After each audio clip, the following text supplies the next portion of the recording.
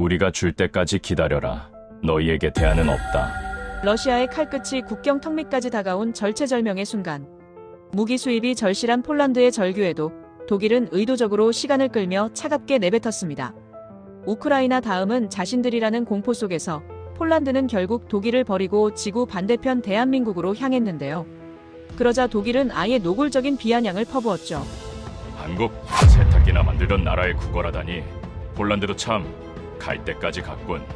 하지만 폴란드는 오래전부터 롤모델로 삼아온 한국을 선택. 국가의 체질 자체를 바꿨습니다. 유럽의 배관공이라 멸시받던 폴란드. 어떻게 대륙의 방패로 돌변해 유럽의 질서를 뒤집었을까요? 오만했던 독일의 입을 침묵하게 만든 대한민국의 무서운 실체를 지금 공개합니다.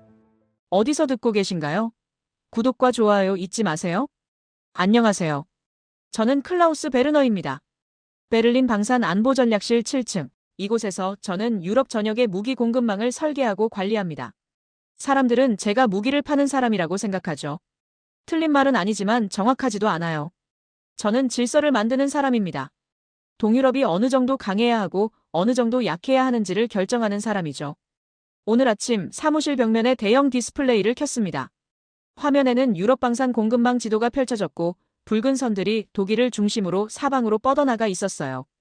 폴란드, 체코, 루마니아, 불가리아, 에스토니아, 라트비아.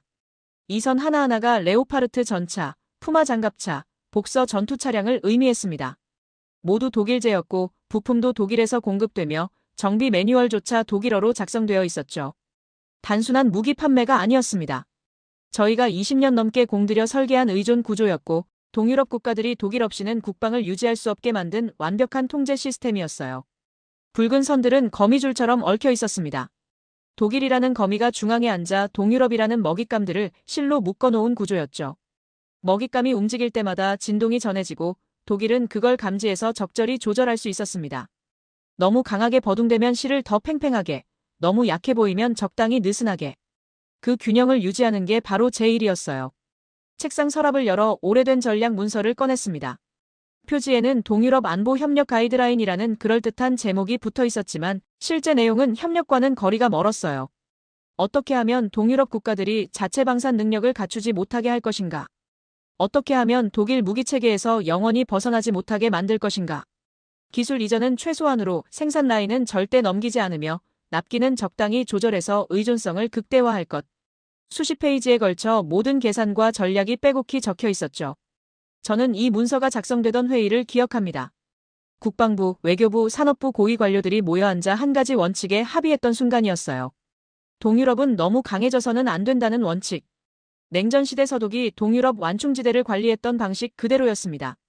너무 강하면 통제할 수 없고 너무 약하면 러시아가 개입할 구실을 주니까요.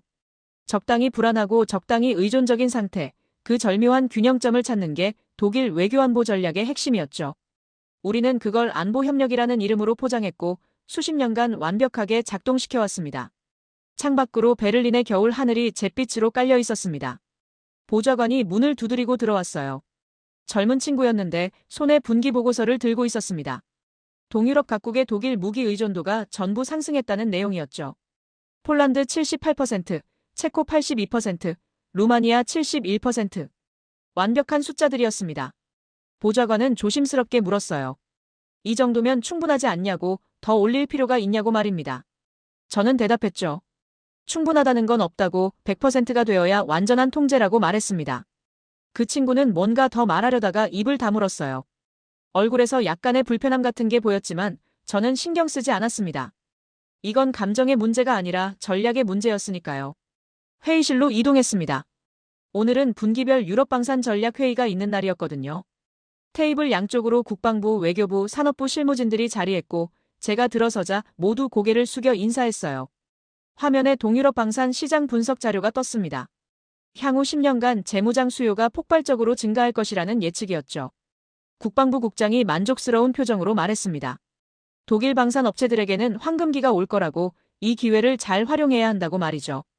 저는 속으로 고개를 저었어요. 저 사람은 아직도 모르는군요. 중요한 건 돈이 아니라 통제라는 걸 말입니다. 외교부 차관이 발언권을 얻어 물었습니다. 동유럽 국가들의 자체 방산 육성 요구가 계속 들어오는데 어떻게 대응할 것이냐고 말이에요.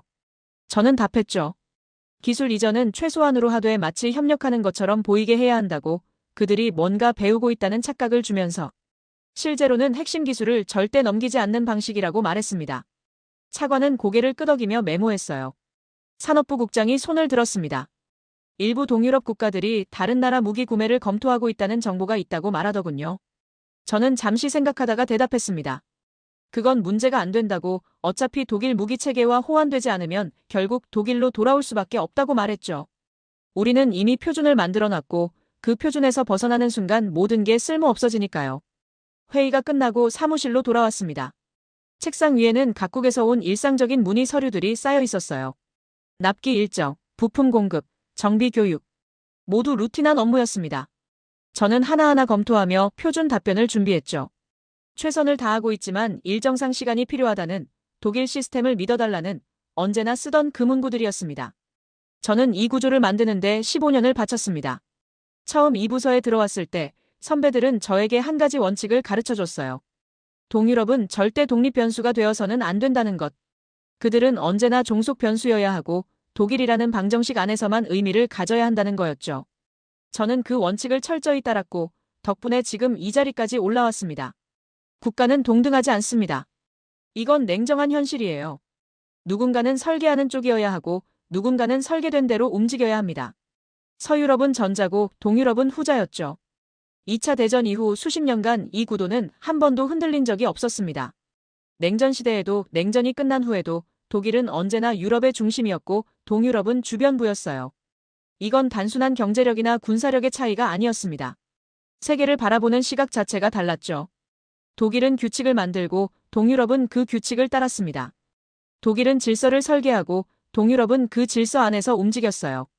저는 컴퓨터를 끄며 생각했습니다. 이 시스템이 무너질 가능성이 있을까 하고 말이에요. 동유럽 국가들이 독일 없이 자립할 수 있을까? 독일 무기 체계를 대체할 수 있는 선택지가 있을까? 저는 고개를 저었습니다. 불가능했어요. 우리는 너무 오랫동안, 너무 깊게, 너무 정교하게 이 구조를 만들어 왔습니다. 엘리베이터를 타고 내려가면서도 그 확신은 흔들리지 않았습니다. 모든 게 평온했고 모든 게 통제 가능한 범위 안에 있었어요. 주차장으로 걸어가며 휴대폰을 확인했지만 특별한 메시지는 없었습니다. 차에 시동을 걸며 저는 다시 한번 확신했죠. 이 질서는 앞으로도 계속될 거라고, 독일의 유럽은 흔들리지 않을 거라고 말입니다. 집으로 가는 길 라디오에서는 경제 뉴스가 흘러나왔습니다. 독일 방산 업체들의 주가가 상승세라는 소식이었어요. 좋은 소식이었죠. 하지만 저는 주가보다 더 중요한 게 있다는 걸 알고 있었습니다. 돈은 오고 가지만 통제력은 영원히 남으니까요. 질서는 힘에서 나온다. 독일 철학자의 말이었죠. 맞는 말이에요.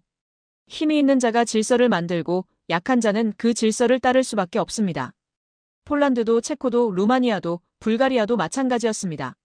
이들은 독일이 만든 질서 안에서 움직이고 있었고 독일이 허락한 만큼만 강해질 수 있었으며 독일이 설정한 한계 안에서만 안보를 유지할 수 있었죠. 이게 유럽의 현실이었고 이건 앞으로도 변하지 않을 거라고 저는 믿었습니다. 창밖으로 베를린의 밤이 깊어갔습니다. 도시의 불빛들이 질서정연하게 배열되어 있었어요. 마치 제가 관리하는 유럽 방산 지도처럼 말입니다.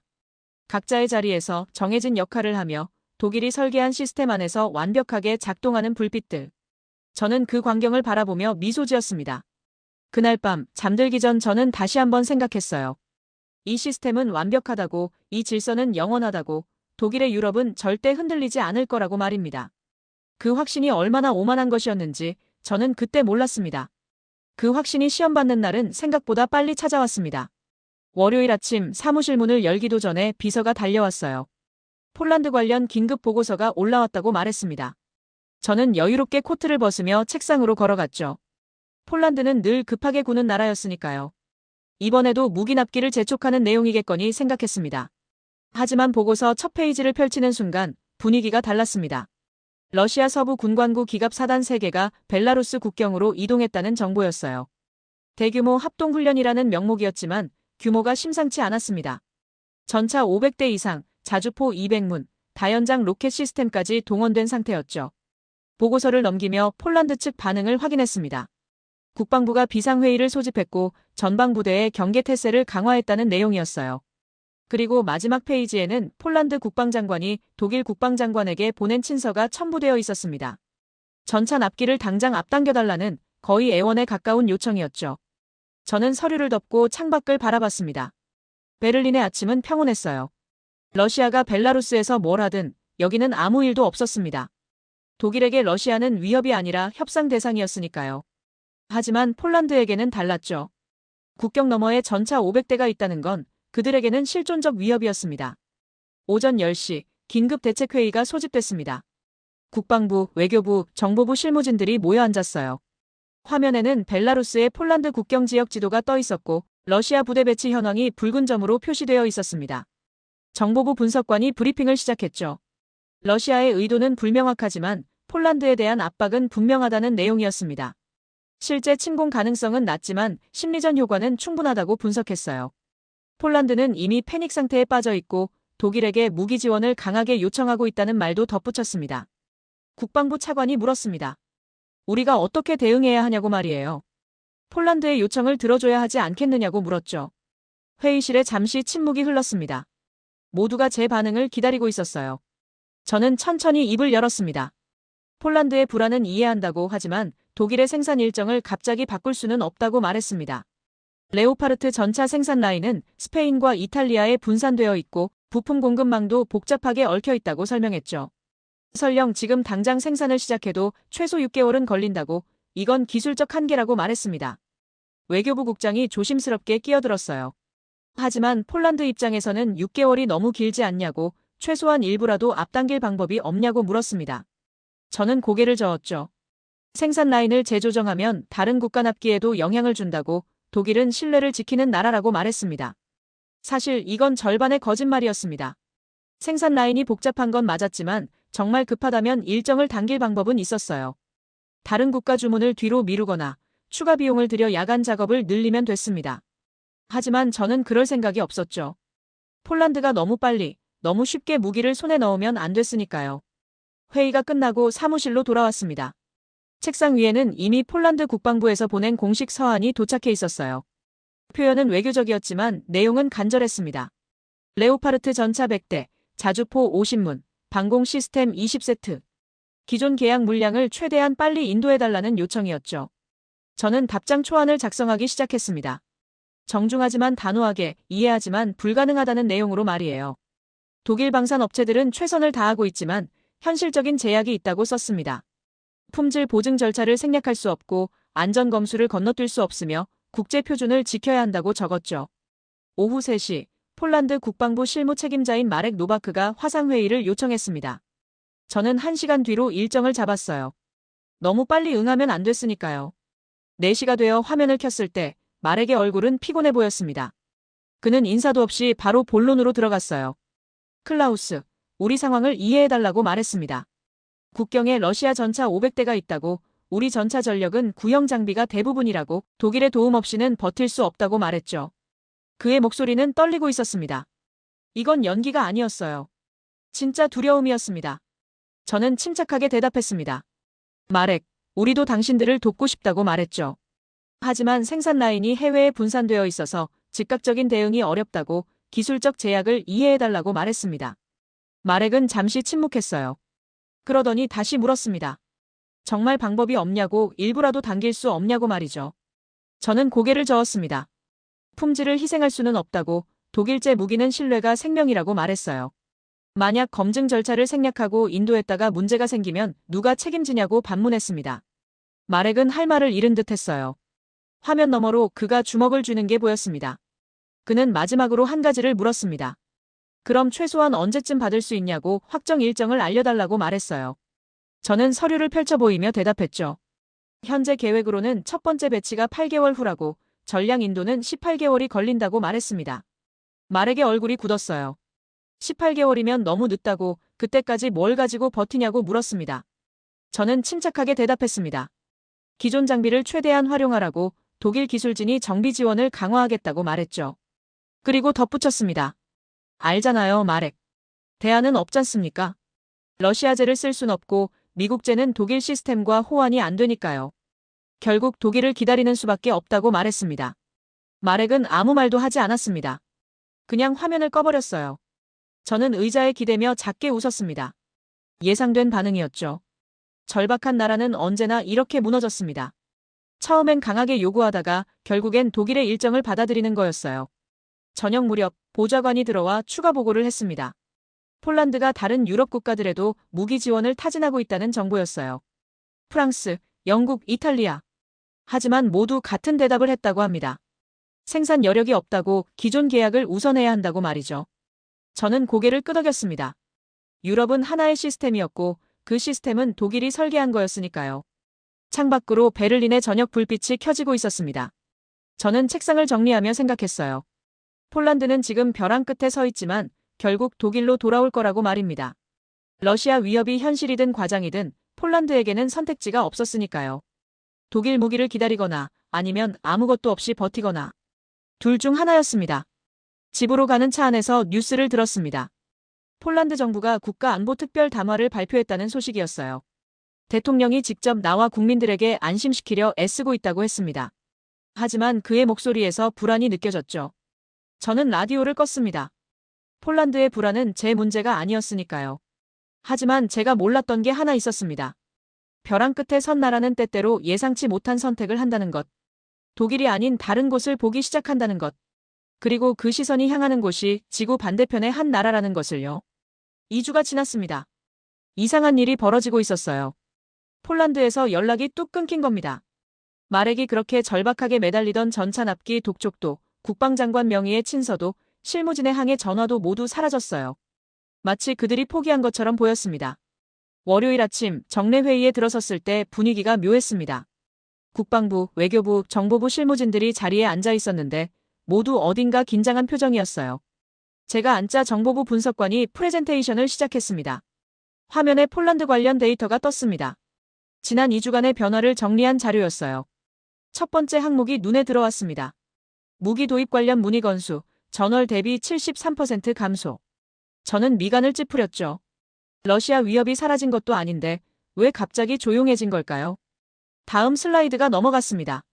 납기 관련 독촉 건수, 전월 대비 89% 감소.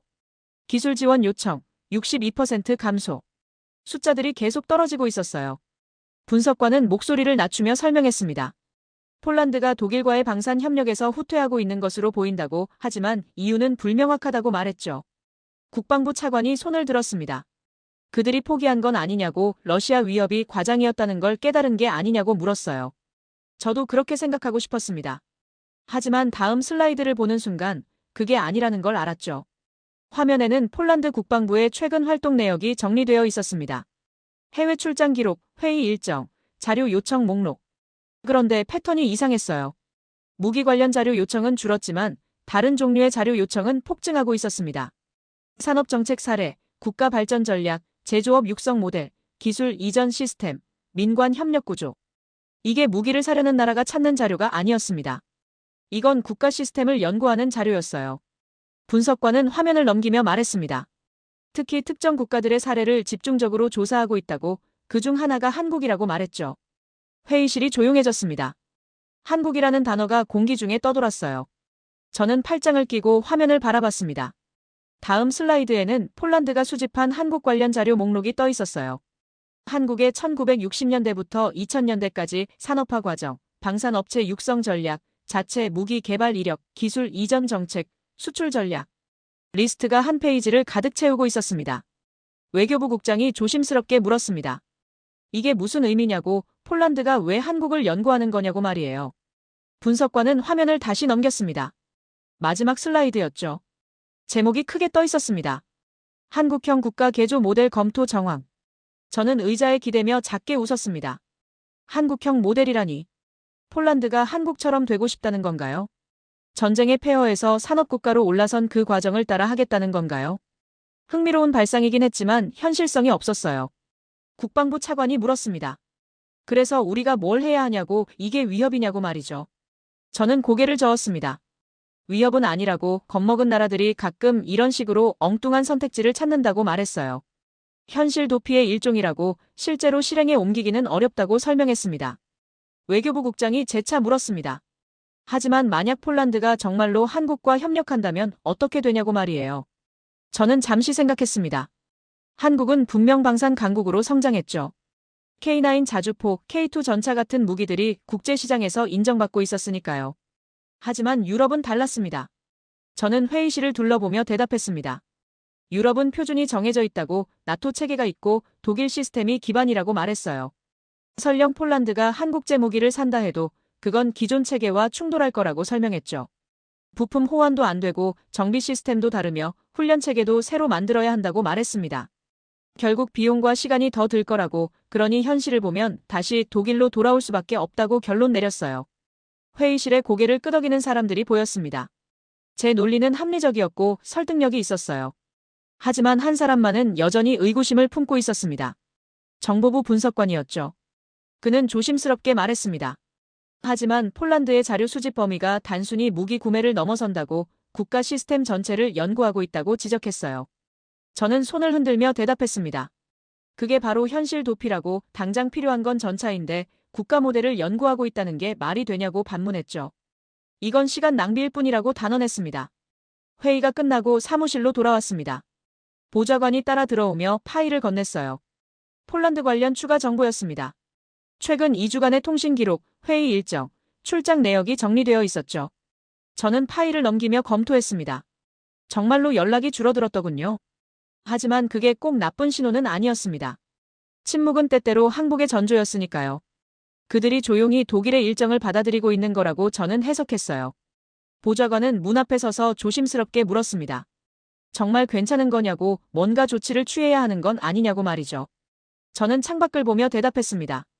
필요 없다고, 폴란드는 곧 알게 될 거라고 말했어요. 보좌관은 더 묻지 않고 나갔습니다. 오후 내내 저는 평소처럼 일했습니다. 다른 국가들의 무기 도입 문의에 답하고 납기 일정을 조율하며 기술 지원 계획을 검토했어요. 모든 게 정상적으로 돌아가고 있었습니다. 폴란드 하나가 조용하다고 해서 유럽 전체 시스템이 흔들리는 건 아니었죠. 책상에 앉아 마지막 서류를 정리할 때였습니다. 문득 오늘 회의에서 나왔던 슬라이드가 떠올랐어요. 한국형 국가 개조 모델 검토 정황. 그 제목이 계속 머릿속을 맴돌았습니다. 저는 고개를 저었죠. 설마 폴란드가 그런 무모한 시도를 하겠어요. 수십 년이 걸린 한국의 산업화를 전혀 다른 환경의 폴란드가 재현한다는 게 말이 안 됐습니다. 저녁 6시 사무실을 나서며 저는 생각했습니다. 내일이면 폴란드에서 다시 연락이 올 거라고, 결국 그들은 독일 없이는 안 된다는 걸 깨달을 거라고 말이죠. 주차장으로 걸어가는 동안 베를린의 저녁 하늘은 맑았습니다. 차에 시동을 걸며 저는 확신했어요. 이건 일시적인 혼란일 뿐이라고 말입니다. 하지만 제가 몰랐던 건 폴란드가 이미 선택을 끝냈다는 사실이었습니다. 그 확신은 사흘 만에 흔들렸습니다. 목요일 오전, 보좌관이 급히 들어왔어요. 평소와 달리 노크도 없이 문을 열더군요. 손에 빨간 표시가 된 긴급 보고서를 들고 있었습니다. 저는 전화를 끊고 보좌관을 바라봤습니다. 그는 숨을 고르며 보고서를 책상 위에 놓았어요. 표지에는 폴란드, 한국 접촉 정황, 확인이라는 제목이 적혀 있었습니다. 저는 눈썹을 치켜올리며 첫 페이지를 펼쳤죠. 정보부 요원이 작성한 보고서였습니다. 폴란드 국방부 실무진이 지난주 서울을 방문했다는 내용이었어요. 공식 일정은 아니었고 비공개로 진행됐다고 적혀 있었습니다. 방문 목적은 불명확하지만 한국 방산업체 및 정부 관계자와 접촉한 것으로 확인됐다고 했죠. 저는 보고서를 덮고 보좌관을 봤습니다. 그는 긴장한 표정으로 서 있었어요. 저는 물었죠. 이게 전부냐고, 다른 정보는 없냐고 말입니다. 보좌관은 고개를 저었어요. 현재로서는 이게 전부라고, 하지만 추가 정보를 수집 중이라고 대답했습니다. 저는 의자에 기대며 생각했습니다. 폴란드가 한국을 접촉했다. 며칠 전 회의에서 나왔던 한국형 모델 연구가 단순한 자료 수집을 넘어선 건가요? 아니면 그냥 선택지를 넓히려는 신용일까요? 보좌관은 조심스럽게 물었습니다. 어떻게 대응할 것이냐고, 외교 채널을 통해 폴란드에 문의할 것이냐고 말이죠. 저는 웃음을 터뜨렸습니다. 보좌관이 놀란 표정으로 저를 쳐다봤어요. 저는 보고서를 밀어내며 말했습니다. 한국? 폴란드가 한국과 접촉했다고? 그게 무슨 의미가 있냐고 반문했죠. 보좌관은 당황한 듯 아무 말도 하지 못했습니다. 저는 설명하기 시작했어요. 한국이 방산 강국으로 성장한 건 맞다고, K9 자주포나 K2 전차가 성능은 좋다고 인정했습니다. 하지만 그게 전부라고, 유럽 시장은 아시아 시장과 다르다고 말했죠.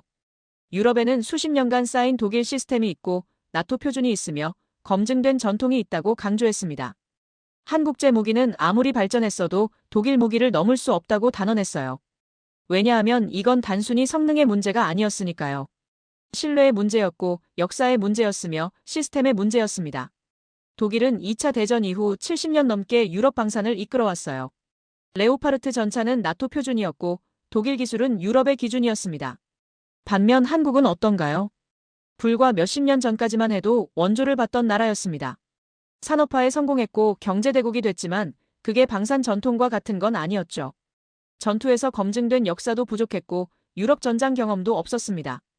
아무리 성능이 좋아도 검증과 전통이 없으면 유럽에서는 통하지 않았어요. 보좌관이 조심스럽게 끼어들었습니다. 하지만 한국이 최근 폴란드에 관심을 보이고 있다는 정보도 있다고 양국 간 협력 논의가 진행 중일 가능성이 있다고 말했어요. 저는 고개를 저었습니다. 관심을 보이는 것과 실제로 계약을 맺는 건 천지 차이라고 폴란드가 설령 한국과 이야기를 나눈다 해도 결국 현실을 보게 될 거라고 말했죠. 저는 책상 위에 파일을 펼쳐 보좌관에게 보여줬습니다. 폴란드의 현재 무기체계 목록이었어요. 레오파르트 2 전차, 크랩 자주포, 로소마크 장갑차.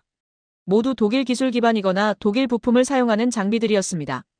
이 체계를 버리고 한국제로 전환한다는 게 말이 되냐고 물었죠. 부품 하나를 바꾸려면 전체 공급망을 재구축해야 하고 정비 시스템을 새로 만들어야 하며 군 교육 체계까지 바꿔야 한다고 설명했습니다. 이건 단순히 무기를 사는 게 아니라 국방 시스템 전체를 뒤엎는 일이라고 그런 모험을 할 나라는 없다고 단언했어요. 특히 지금처럼 러시아 위협이 현실화된 상황에서는 더더욱 불가능하다고 덧붙였습니다. 보좌관은 고개를 끄덕이며 나갔습니다. 국과의 접촉이라니. 저는 다시 한번 작게 웃었죠. 폴란드가 필사적으로 선택지를 찾고 있다는 증거였습니다. 독일에게 매달리기는 자존심 상하니까 다른 곳을 기웃거리는 거였어요. 하지만 그게 실제 대안이 될 순 없었습니다. 유럽에서 독일을 대체할 수 있는 나라는 없었어요. 프랑스는 자국 시장 중심이었고 영국은 브렉시트 이후 혼란스러웠으며 미국은 너무 멀었습니다. 한국은 더 말할 것도 없었죠. 아시아 시장에서는 통할지 몰라도 유럽은 다른 차원이었습니다. 오후에 국방부 차관에게서 전화가 왔습니다. 폴란드, 한국 접촉건으로 우려가 있다는 내용이었어요. 대책을 논의하고 싶다고 말했습니다. 저는 침착하게 대답했죠. 대책이 필요 없다고 이건 폴란드의 협상 전술일 뿐이라고 말했습니다. 차관은 물었습니다. 그래도 만약을 대비해야 하지 않겠느냐고 폴란드에게 더 나은 조건을 제시하거나 일정을 당기는 건 어떻겠느냐고 말이에요. 저는 단호하게 거절했습니다. 그러면 안 된다고 폴란드의 전술에 말려들면 다른 국가들도 같은 방식으로 압박할 거라고 경고했죠. 독일은 원칙을 지켜야 한다고 우리 일정대로 진행해야 한다고 주장했습니다. 차관은 잠시 침묵하다가 동의했습니다. 저는 전화를 끊고 다시 업무로 돌아갔어요. 체코에서 온 무기 도입 문의, 루마니아의 기술 지원 요청, 불가리아의 납기 확인. 일상적인 업무들이었습니다. 폴란드 하나가 한국과 이야기를 나눈다고 해서 달라지는 건 없었어요. 저녁 무렵 보좌관이 다시 들어왔습니다. 추가 정보가 들어왔다고 말했어요. 폴란드 국방부가 한국 방산업체들의 생산 능력을 조사하고 있다는 내용이었습니다. 특히 전차와 자주포 생산 라인을 집중적으로 확인하고 있다고 했죠. 계속 모니터링은 하되 특별한 조치는 취하지 말라고 지시했어요. 폴란드가 한국을 알아보는 건 그들의 자유지만 결국 돌아올 곳은 독일뿐이라고 말했습니다. 보좌관은 고개를 숙이고 나갔죠. 창밖으로 베를린의 저녁이 내려앉고 있었습니다. 저는 책상을 정리하며 생각했어요. 한국이라는 카드를 꺼내든 폴란드의 심리를 말이죠. 그들은 독일에게 압박을 주고 싶은 거였습니다. 다른 선택지도 있다는 걸 보여주고 싶었던 거예요. 하지만 그건 허세일 뿐이었습니다. 사무실을 나서며 저는 확신했습니다. 폴란드의 한국 접촉은 시간 낭비일 뿐이라고 곧 그들도 깨달을 거라고 말이죠. 검증되지 않은 시스템으로 도박을 할 나라는 없었습니다. 특히 국가 안보가 걸린 상황에서는 더더욱요. 엘리베이터 안에서 저는 작게 미소 지었습니다. 한국이라니. 폴란드가 제법 창의적인 시도를 하고 있긴 했지만 현실은 냉정했어요. 유럽에서는 독일이 표준이었고 그 표준을 바꿀 수 있는 나라는 어디에도 없었습니다. 주차장으로 걸어가는 동안 저는 내일 일정을 떠올렸습니다. 프랑스 국방부와 화상회의, 이탈리아 무기 수출 승인 검토, 스페인 방산 협력 조율. 모든 게 계획대로 진행되고 있었어요. 폴란드 하나가 엉뚱한 곳을 기웃거린다고 해서 독일의 일정이 바뀌는 건 아니었습니다. 차에 시동을 걸며 저는 마지막으로 생각했습니다. 한국은 좋은 무기를 만들 수 있을지 몰라도 독일이 가진 신뢰와 전통과 시스템을 넘을 순 없다고 말이죠. 그건 제 인생 최대의 오산이었습니다. 며칠 뒤 화요일 오전, 저는 평소처럼 출근해서 컴퓨터를 켰어요. 이메일함을 열었을 때 제목 하나가 눈에 확 들어왔습니다. 긴급, 폴란드 관련 중대 사안. 발신자는 정보부 책임자였죠. 저는 이메일을 열었습니다. 본문은 짧았어요. 즉시 확인 요망. 첨부 파일 참조. 첨부된 파일을 클릭했을 때 화면에 사진 한 장이 떴습니다. 그 순간 제 손이 멈췄어요. 폴란드 그디니아 항구였습니다. 대형 화물선이 정박해 있었고 크레인이 무언가를 하역하고 있었어요. 줌을 당겨 확인하는 순간 저는 숨이 막혔습니다. 전차였어요. 그것도 한 대가 아니었습니다. 부두 위에 이미 10여 대가 줄지어 서 있었고 화물선에서는 계속해서 더 많은 전차들이 내려오고 있었죠. 저는 사진을 확대했습니다. 전차 포탑의 형태, 차체의 각도, 궤도의 디자인. 레오파르트가 아니었어요. 이건 K2 흑표였습니다. 한국제 전차였죠. 제 손이 떨리기 시작했습니다. 다음 사진을 열었습니다. 자주포였어요. K9 썬더. 이것도 한국제였습니다. 여러 대가 이미 하역을 마치고 트레일러에 실려 있었어요. 세 번째 사진에는 장갑차들이 보였습니다. 네 번째, 다섯 번째, 여섯 번째. 사진은 계속 이어졌고 모두 같은 장면이었습니다. 한국제 무기들이 폴란드 땅으로 들어오고 있었어요. 저는 급히 전화를 들어 정보부 책임자에게 걸었습니다. 연결음이 2번 울리자마자 그가 받았어요. 저는 묻지도 않고 소리쳤습니다. 이게 뭐냐고, 언제 계약이 체결된 거냐고, 왜 아무도 보고하지 않았냐고 말이죠. 정보부 책임자는 침착하게 대답했습니다. 계약은 3주 전에 체결됐다고, 완전히 비공개로 진행됐다고 말했어요. 독일 정보망을 완전히 우회했고 어떤 승인 절차도 거치지 않았다고 했습니다. 폴란드와 한국이 직접 거래했고 이미 1차 물량 인도가 시작됐다고 보고했죠. 저는 전화를 끊고 의자에 주저앉았습니다. 3주 전이라니. 제가 한국을 비웃고 있을 때 이미 계약은 끝나 있었던 겁니다. 제가 폴란드의 접촉을 협상 전술로 치부하고 있을 때 그들은 이미 무기를 싣고 있었던 거예요. 보좌관이 황급히 들어왔습니다. 긴급회의 소집 통보를 받았다고 30분 후 국방부 장관실에서 대책회의가 열린다고 말했어요. 저는 고개를 끄덕이며 일어났습니다. 다리가 후들거렸지만 겉으로는 침착함을 유지하려 애썼죠. 회의실에 들어갔을 때 이미 고위 관료들이 모여 있었습니다. 국방장관, 외교차관, 정보부장, 산업부 국장.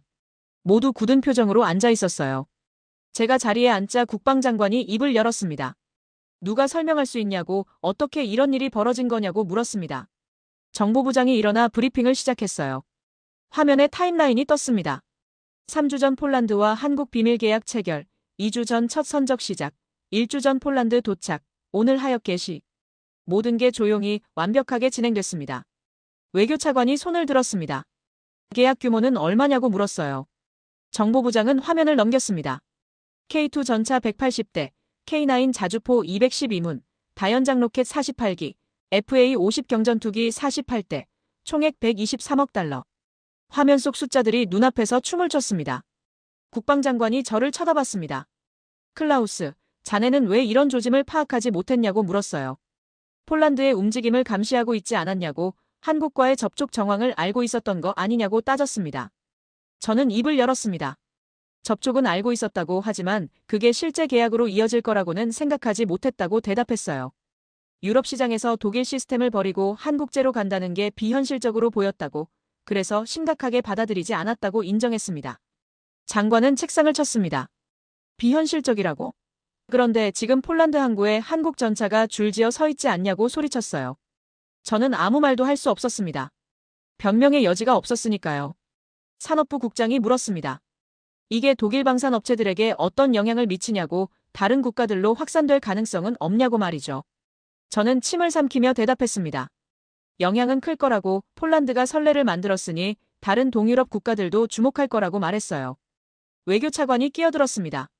우리가 폴란드에 항의해야 하지 않냐고, 나토 체계를 무시한 일방적 행동이라고 문제 삼아야 하지 않겠냐고 물었어요. 정보부장이 고개를 저었습니다. 항의할 명분이 없다고, 폴란드는 주권 국가이고 무기 구매는 그들의 권리라고 지적했죠. 회의실이 조용해졌습니다. 모두가 현실을 이해하기 시작했어요. 독일이 폴란드를 통제할 방법이 없다는 것을, 이미 게임이 끝났다는 것을 말이죠. 국방장관이 마지막으로 물었습니다. 클라우스, 솔직히 말해봐라. 우리가 이 상황을 되돌릴 수 있냐고, 폴란드를 다시 독일 체계로 끌어올 방법이 있냐고 물었어요. 저는 고개를 숙였습니다. 그리고 처음으로 인정했죠. 없다고, 이미 늦었다고 말했습니다. 폴란드는 우리를 떠났고 우리가 할 수 있는 건 이제 없다고 대답했어요. 회의가 끝나고 사무실로 돌아왔을 때 저는 탈진한 상태였습니다. 창밖을 바라보며 생각했어요. 어떻게 이런 일이 벌어진 건지, 어디서부터 잘못된 건지 말이죠. 머릿속으로 지난 몇 주를 되짚었습니다. 폴란드의 절박한 요청을 거부했던 순간, 한국 접촉 소식을 비웃었던 순간, 모든 게 통제 가능하다고 확신했던 순간들. 그 모든 순간에 저는 틀렸습니다. 책상 위의 컴퓨터 화면에는 여전히 그리니아 항구 사진이 떠 있었어요. 한국제 전차들이 폴란드 땅으로 내려오는 장면. 그 사진 한 장이 모든 걸 말해주고 있었습니다. 독일이 설계한 질서는 무너졌고 유럽은 더 이상 독일만의 것이 아니었어요. 저는 의자에 깊숙이 몸을 묻었습니다. 통제를 잃었다는 게 어떤 의미인지 그제야 이해하기 시작했죠. 하지만 이건 시작일 뿐이었습니다. 진짜 충격은 아직 오지 않았어요. 진짜 충격은 사흘 후에 왔습니다. 금요일 오후 정보부에서 두 번째 보고서가 올라왔어요. 이번엔 보고서 제목부터 달랐습니다. 폴란드, 한국 협력 심층 분석. 무기 거래를 넘어선 구조. 저는 불길한 예감을 느끼며 파일을 열었습니다. 첫 페이지에는 폴란드 남부공단 지역 위성사진이 있었어요. 특정 구역이 붉은 선으로 표시되어 있었습니다. 저는 캡션을 읽었죠. 한국, 폴란드 합작 전차 공장 건설 예정지. 제 눈이 그 문장에 멈췄습니다. 공장이라고요? 다음 페이지를 넘겼습니다. 공장 설계도가 나왔어요. 완제품 조립 라인, 부품 생산 시설, 품질 검증 센터, 연구개발동. 이건 단순한 조립 공장이 아니었습니다. 완전한 생산 설비였죠. 설계도 하단에는 작은 글씨로 한국방산업체 로고가 찍혀 있었습니다. 저는 페이지를 계속 넘겼습니다. 기술 이전 계약서 사본이 나왔어요. K2 전차 생산 기술 이전, K9 자주포 제조 공정 전수, 장갑제 생산 노하우 공유. 리스트가 한참 이어졌습니다. 제 손이 다시 떨리기 시작했어요. 다음 장에는 인력 배치 계획이 있었습니다. 한국 기술진 120명 파견, 폴란드 엔지니어 300명 훈련, 공동 연구팀 구성. 이건 일회성 거래가 아니었어요. 장기 협력 체계였습니다. 저는 보고서를 덮고 창밖을 바라봤습니다. 머릿속이 복잡했어요. 무기를 산다는 건 알고 있었습니다. 하지만 이건 무기 구매가 아니었죠. 폴란드가 한국으로부터 받은 건 완제품이 아니라 만드는 방법이었습니다. 다시 보고서를 펼쳤습니다. 정비체계 구축 계획이 나왔어요. 폴란드 전역에 한국식 정비센터 15개소 설치, 부품 공급망 자체 구축, 긴급수리 시스템 이전. 독일 정비체계에 의존하던 폴란드가 이제 자체 시스템을 갖추게 되는 거였습니다. 다음 페이지에는 교육 프로그램이 상세히 나와 있었어요. 폴란드군 교관 200명을 한국으로 파견해서 6개월간 집중훈련, 한국 교관단의 폴란드 현지 주둔 합동훈련 매뉴얼 제작. 이건 단순히 무기 사용법을 가르치는 게 아니었습니다. 전체 운용체계를 넘기는 거였어요. 저는 의자에 기대며 깨달았습니다. 한국이 폴란드에 판 건 무기가 아니었어요.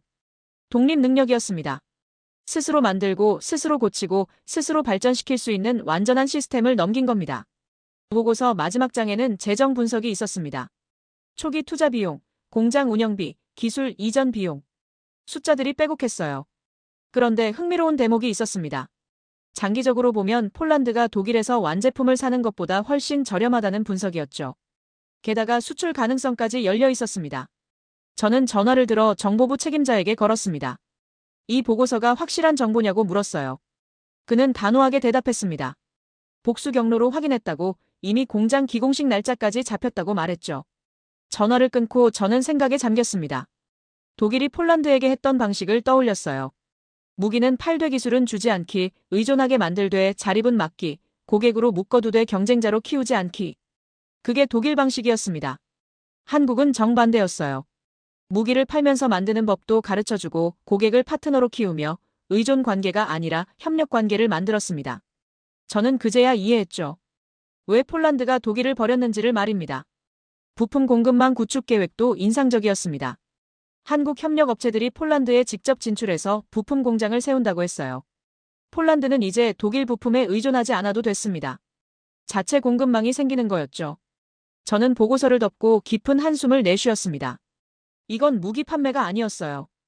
국가 능력을 통째로 이전하는 거였습니다. 한국은 폴란드에게 물고기를 준 게 아니라 물고기 잡는 법을 가르쳐 준 겁니다. 아니, 그보다 더 나아가 직접 양식장을 만드는 법까지 알려준 거였어요. 문득 며칠 전 회의에서 제가 했던 말이 떠올랐습니다. 유럽은 표준이 정해져 있다. 독일 시스템이 기반이다. 한국이 아무리 좋은 무기를 만들어도 이 생태계에 들어올 수 없다. 얼마나 오만한 말이었는지 이제야 깨달았죠. 한국은 독일 생태계에 들어오려 하지 않았습니다. 새로운 생태계를 만들었어요. 그것도 폴란드와 함께 말이죠. 독일이 관리하던 질서가 아니라 평등한 협력자 관계로 작동하는 새로운 질서였습니다. 저는 책상 서랍을 열어 예전에 작성했던 전략 문서를 꺼냈습니다. 동유럽 안보 협력 가이드라인. 겉은 협력이라고 쓰여 있었지만 속은 통제였던 그 문서를요. 페이지를 넘기며 읽어내려갔습니다. 기술 이전은 최소한으로, 자체 생산 능력은 억제, 의존성 극대화. 이 모든 전략이 이제 무의미해졌습니다. 한국은 독일과 정반대로 움직였어요. 기술을 적극 이전하고 자체 생산을 지원하며 의존이 아닌 협력을 만들었습니다. 그리고 그 결과 폴란드는 한국을 선택했죠. 창밖으로 베를린의 오후 햇살이 비스듬히 들어오고 있었습니다. 저는 그 빛을 바라보며 생각했어요. 독일이 잃은 건 단순히 폴란드라는 고객이 아니라는 걸 말이죠. 유럽을 설계할 수 있다는 독점적 지위, 동유럽을 통제할 수 있다는 확신, 독일 없이는 안 된다는 전제. 그 모든 게 무너지고 있었습니다. 보고서를 다시 펼쳐 마지막 페이지를 읽었습니다. 분석관의 결론이 적혀 있었어요. 폴란드, 한국 협력은 전통적인 무기 거래를 넘어선다. 이는 국가 발전 모델의 이전이며 새로운 안보 협력 패러다임의 시작으로 보인다. 저는 그 문장을 몇 번이나 다시 읽었습니다. 새로운 패러다임. 독일이 만든 패러다임이 아닌 다른 방식의 협력. 그리고 그 중심에는 한국이 있었어요. 책상 위에 놓인 유럽 방산 지도가 눈에 들어왔습니다. 붉은 선들로 연결된 독일 중심의 네트워크. 하지만 이제 그 선 중 하나가 끊어졌어요. 폴란드로 향하던 선이 사라지고 대신 다른 선이 그어지고 있었습니다. 지구 반대편 한국으로 향하는 선이요. 저는 깊은 한숨을 내쉬며 의자에 몸을 기댔습니다. 통제를 잃었다는 게 무엇인지 이제 완전히 이해했어요. 단순히 고객을 잃은 게 아니었습니다. 게임의 규칙 자체가 바뀐 겁니다. 그리고 더 두려운 건 이게 끝이 아니라는 사실이었습니다. 다음 주 월요일, 저는 출근하자마자 이상한 분위기를 느꼈습니다. 복도에서 마주친 외교부 직원들이 수군거리고 있었고 국방부 과장이 급하게 걸어가는 모습이 보였어요. 사무실 문을 여는 순간 책상 위에 쌓인 빨간 파일들이 눈에 들어왔습니다. 저는 가장 위의 파일부터 열었습니다. 체코 국방부에서 보낸 공식 서한이었어요. 기존 레오파르트 전차 추가 도입 계약을 재검토하겠다는 내용이었습니다. 재검토라니 이미 합의된 계약인데요. 저는 다음 파일을 열었습니다. 루마니아였습니다. 독일제 장갑차 납기가 계속 지연되니 다른 옵션을 알아보고 있다는 통보였어요. 다른 옵션이라는 게 뭘 의미하는지 저는 알고 있었습니다. 세 번째 파일을 열었을 때 저는 숨이 막혔습니다. 에스토니아, 라트비아, 리투아니아. 발트 3국이 공동 명의로 보낸 서한이었습니다. 폴란드, 한국 협력 모델에 관심이 있으니 관련 정보를 공유해달라는 내용이었죠. 독일에게 묻는 게 아니라 폴란드에게 직접 연락하겠다는 말까지 적혀 있었어요. 저는 의자에 주저앉았습니다. 이게 무슨 일인가요? 일주일 만에 동유럽 전체가 움직이고 있었습니다. 전화벨이 울렸어요. 국방부 장관실에서 걸려온 긴급 호출이었습니다. 회의실에 도착했을 때 이미 모든 부처 고위 관료들이 모여 있었습니다. 표정들이 어두웠어요. 국방장관이 저를 보자마자 물었습니다. 클라우스, 지금 무슨 일이 벌어지고 있는 건가? 저는 아침에 받은 서한들을 설명했습니다. 체코의 계약 재검토, 루마니아의 다른 옵션 검토, 발트 3국의 폴란드 모델 관심. 그리고 오늘 아침 추가로 들어온 정보까지 보고했죠. 불가리아가 한국 방산 전시회 참관단을 파견했고 슬로바키아가 폴란드 대사관에 접촉했다는 내용이었습니다. 외교차관이 끼어들었습니다. 이건 연쇄 반응이라고 폴란드 사례가 촉매가 됐다고 분석했어요. 한 나라가 독일 시스템을 벗어나자 다른 나라들도 가능성을 보기 시작한 거라고 말했습니다. 정보부장이 스크린을 켰습니다. 화면에는 동유럽 국가들의 최근 움직임이 정리되어 있었어요. 각국 국방부 관계자들의 출장 기록, 접촉 내역, 회의 일정. 모두 한 방향을 가리키고 있었습니다. 폴란드와 한국이었죠. 산업부 국장이 보고했습니다. 독일 방산업체들에서 비상이 걸렸다고 동유럽 시장에서 주문이 급감하고 있다고 말했어요. 일부 업체는 생산 라인 축소를 검토 중이라고 덧붙였습니다. 국방장관이 책상을 쳤습니다. 대체 왜 이런 일이 벌어진 거냐고, 우리가 뭘 잘못한 거냐고 소리쳤어요. 저는 입을 열었습니다. 우리는 잘못한 게 없다고, 우리는 규칙을 지켰다고 대답했습니다. 그 순간 회의실이 조용해졌습니다. 제 말을 곱씹는 듯한 침묵이었어요. 외교차관이 천천히 말했습니다. 그게 문제일지도 모른다고, 우리가 규칙을 지키는 동안 세상이 바뀌었는지도 모른다고 말했죠. 저는 반박하려 했지만 말이 나오지 않았습니다. 규칙을 지켰는데 왜 아무도 우릴 기다려주지 않는 걸까요? 저는 그제야 깨달았어요. 우리가 지킨 규칙은 우리가 만든 규칙이었고 동유럽 국가들은 그 규칙에 동의한 적이 없었습니다. 회의는 오후 내내 이어졌습니다. 대책을 논의했지만 뾰족한 수가 나오지 않았어요. 납기를 앞당기자는 의견이 나왔지만 이미 계약을 재검토하겠다는 나라들에게 무슨 소용이 있을까요?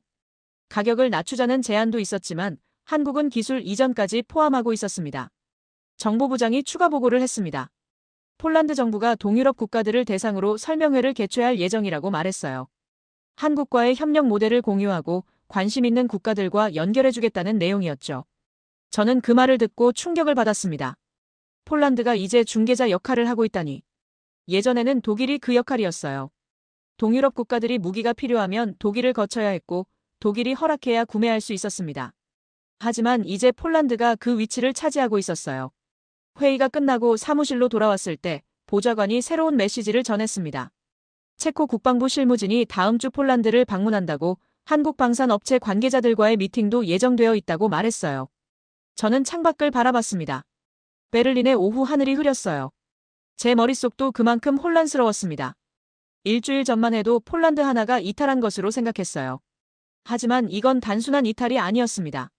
전체 시스템의 붕괴였죠. 전화벨이 울렸습니다. 프랑스 국방부에서 걸려온 전화였어요. 담당자는 조심스럽게 물었습니다.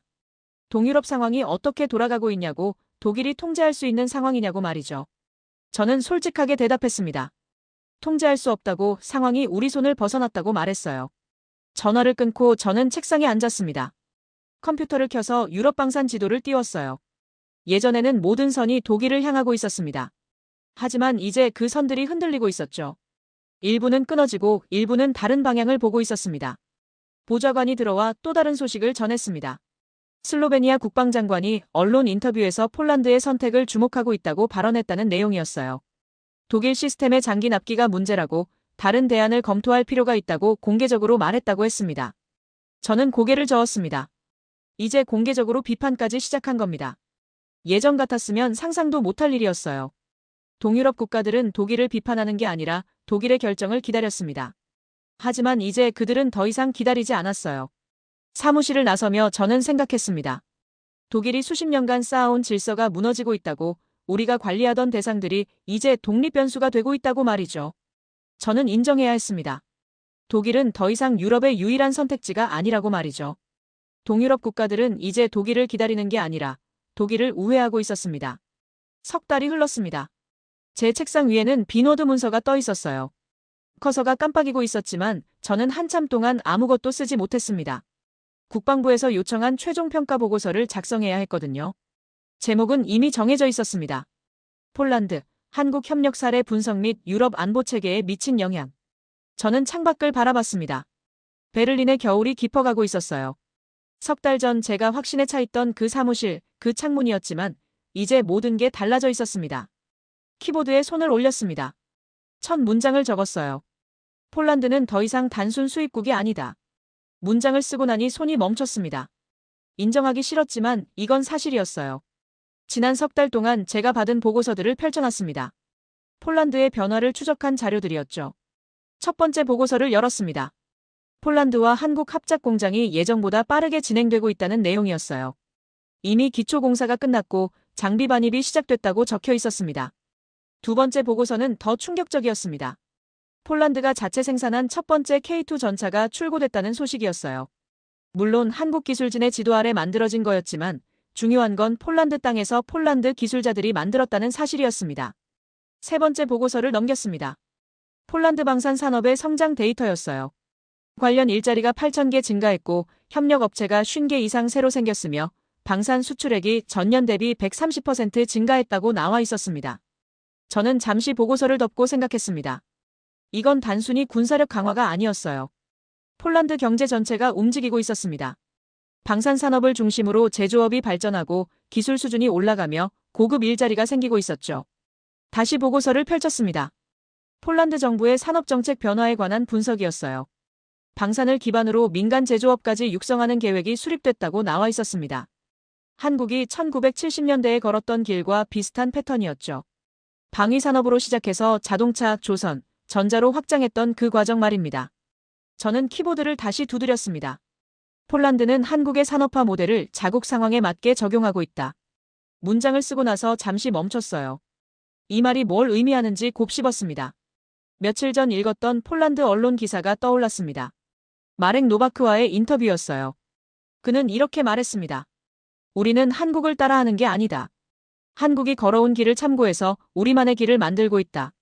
저는 그 문장을 보고서에 인용했습니다. 그리고 덧붙였죠. 폴란드는 한국을 단순히 모방하지 않았다. 한국의 경험에서 핵심 원리를 추출하여 자신들의 방식으로 재현하고 있다. 다음 문단을 쓰기 위해 또 다른 보고서를 펼쳤습니다. 폴란드의 안보 정책 변화에 관한 내용이었어요. 이전에는 독일을 통해 간접적으로 안보를 확보했다면 이제는 자체 생산 능력을 바탕으로 직접적인 안보를 구축하고 있다고 분석되어 있었습니다. 저는 천천히 타이핑했습니다. 폴란드는 안보와 경제를 동시에 설계하는 국가로 변모했다. 군사력 강화가 경제 발전으로 이어지고 경제 발전이 다시 군사력 강화를 뒷받침하는 선순환 구조를 만들고 있다. 문장을 쓰면서 저는 깨달았습니다. 이게 바로 한국이 걸어온 길이었다는 것을요. 안보 위기를 산업 발전의 기회로 만들고 방산을 국가 발전의 엔진으로 활용했던 전략.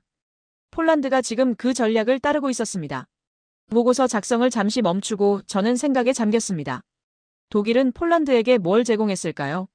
완제품 무기, 납기 지연, 기술 통제, 의존 관계. 우리는 그들을 고객으로만 받고 영원히 고객으로 남기를 원했습니다. 반면 한국은 뭘 제공했을까요? 무기와 함께 생산 기술, 자립 능력, 협력 관계, 성장 가능성. 한국은 폴란드를 고객이 아니라 파트너로 받고 함께 성장하기를 원했습니다. 저는 다시 키보드를 두드렸습니다. 독일은 폴란드를 관리 대상으로 간주했다.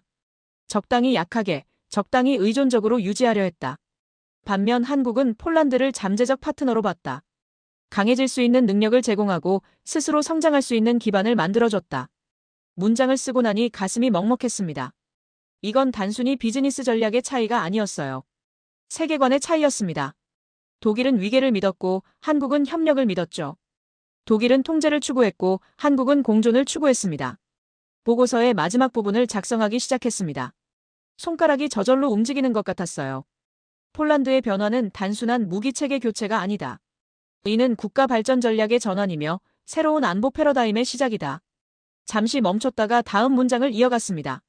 한국은 폴란드에게 무기를 판 게 아니라 국가가 강해지는 법을 보여줬다.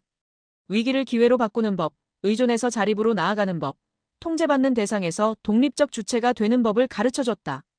저는 잠시 화면을 바라봤습니다. 제가 쓴 문장들이 낯설게 느껴졌어요. 몇 달 전에 저라면 절대 쓰지 않았을 문장들이었습니다. 하지만 이제는 이게 진실이라는 걸 알고 있었죠. 마지막 문단을 작성하기 위해 깊은 숨을 들이쉬었습니다. 그리고 천천히 타이핑하기 시작했어요. 결론적으로 독일은 폴란드를 관리하려 했고 한국은 폴란드에게 성장하는 법을 보여줬다. 독일은 그들을 종속 변수로 남기려 했고 한국은 그들이 독립 변수가 되도록 도왔다. 이것이 독일이 폴란드를 잃은 근본적인 이유이며 한국이 폴란드의 파트너가 된 이유다. 마지막 문장을 쓸 차례였습니다. 저는 잠시 망설였어요. 하지만 쓰지 않을 수 없었습니다. 이게 제가 석 달 동안 깨달은 진실이었으니까요. 우리는 질서를 지키려 했지만 그 질서는 우리만을 위한 것이었다. 우리는 규칙을 따랐지만 그 규칙은 타인을 묶기 위한 것이었다. 우리는 강했지만 그 힘을 나누지 않았다. 반면 한국은 자신의 성장 경험을 나눴고 그 나눔이 더 큰 영향력을 만들어냈다. 저는 문서를 저장하고 의자에 기댔습니다. 보고서 작성이 끝났어요. 하지만 제 마음은 편하지 않았습니다.